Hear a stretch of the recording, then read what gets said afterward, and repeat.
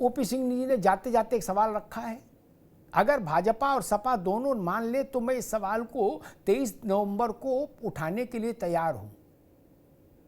अगर दोनों पार्टियां इस बाई इलेक्शन के फेज को, 9 सीटों के बाई इलेक्शन उपचुनाव को अगर 27 के लिए एक झांकी मानने को तैयार हो जाएं, वचन दें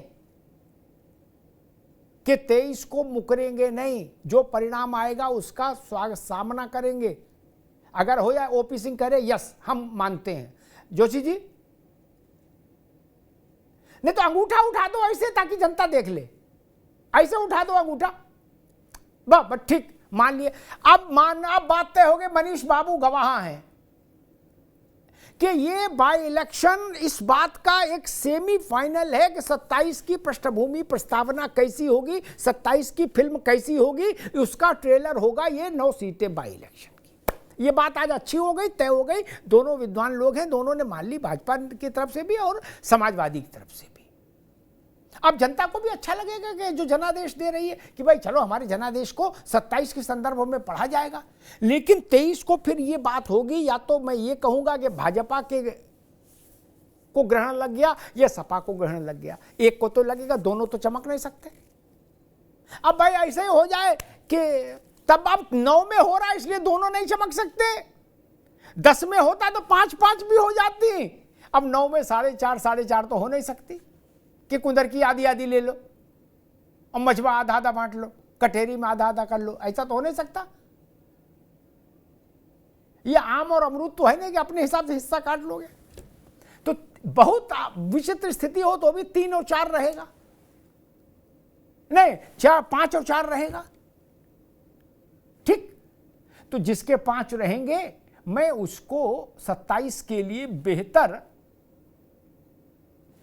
वातावरण वाला दल मानूंगा कि इनकी संभावना 27 के लिए ज्यादा है, ये ट्रेलर बता रहा है। मनीष बाबू ठीक है ना बात, इससे नहीं भागना है, सब लोग गवाह हैं, अंकुर वकील साहब हैं, ये इसको लिखत पढ़त में रख लेंगे, ये वकील हैं, इसका तुरंत एक कानूनी दस्तावेज बना के रखो ताकि जनता को लगे कि हाँ भाई 23 तारीख को ये बात सामने आई।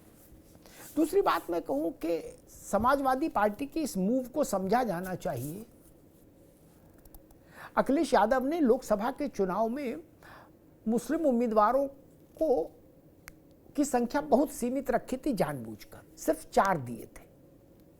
उनको लग रहा था कि भारतीय जनता पार्टी अगर हम ज़्यादा मुस्लिम उम्मीदवार दे देंगे तो एक नैरेटिव हमारे खिलाफ जाएगा और जहाँ जहाँ मुस्लिम उम्मीदवार होंगे वहाँ एक शार्प पोलराइजेशन होगा और हमको नुकसान हो जाएगा, इसलिए उन्होंने न्यूनतम दिए जहाँ अवॉइड नहीं कर सकते। रामपुर हो गया या इकरा वाली, जहाँ से इकरा सांसद हुई है वो सीट होगी, इस टाइप के, अन्यथा उन्होंने छोड़ दिया। फिर जून में परिणाम आया है और अक्टूबर है अभी, इन्हीं 4-5 महीने में, 6 महीने में ऐसा क्या हो गया कि अखिलेश जी को ये लगा कि 9 में 4 मुसलमान दे दो। बड़ी बात है, छोटी बात नहीं है। क्या अब वो पोलराइजेशन का खतरा नहीं है? जिस लेवल से वो बचना चाहते थे कि चस्पा हमारी पीठ पर ही बात ना हो, क्या अब वो नहीं हो रहा? 45% का रिप्रेजेंटेशन है लगभग, बड़ा बड़ा डेविएशन है, बड़ा प्राग्मेटिक शिफ्ट है सपा की पॉलिटिकल स्ट्रेटजी में, राजनीतिक रणनीति में, और 6 महीने के भीतर हो गया। 2 बातें थी, जोशी जी इस बात के गवाह हैं, लोकसभा चुनाव में 2 बातें थी समाजवादी की। एक, यादव ज्यादा नहीं देने हैं, परिवार के लड़े 5, बाकी नहीं, एक आध कोई लड़ा हो तो मुझे नहीं पता, बाकी नहीं, और मुसलमान भी ज्यादा नहीं देने हैं, बाकी ज्यादा देने, कुर्मी को देना है, इसको देना है, उसको देना है, दलित को देना है। 10-12 दलित दिए तो उसमें 8 जीत के आए, 7-8 अवधेश प्रसाद जैसे लोग पासी। लेकिन उन्होंने यादव और मुसलमान से अंकुश रखा।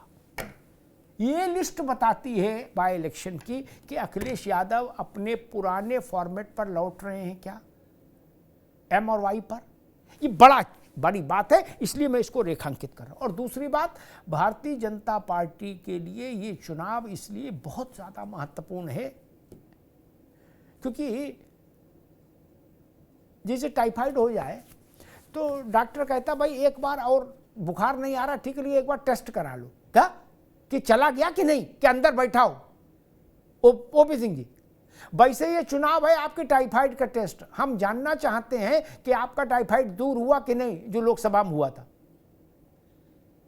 इस रिपोर्ट में ठीक आ गई रिपोर्ट तो मान लेंगे टाइफाइड दूर हो गया, और नहीं आई तो फिर वायरस अंदर है अभी, इसका मतलब कुछ ना कुछ गड़बड़ चालू है।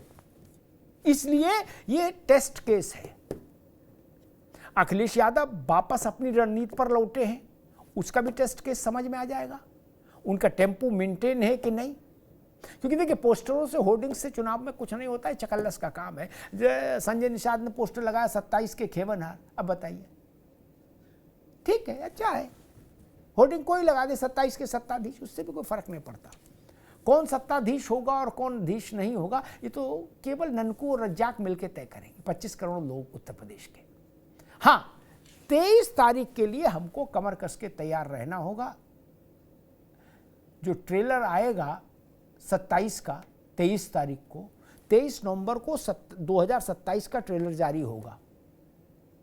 उसमें सपा और भाजपा को अपने अपने आज के की घोषणा पर कायम रहना होगा, ऐसा मेरा अनुरोध है।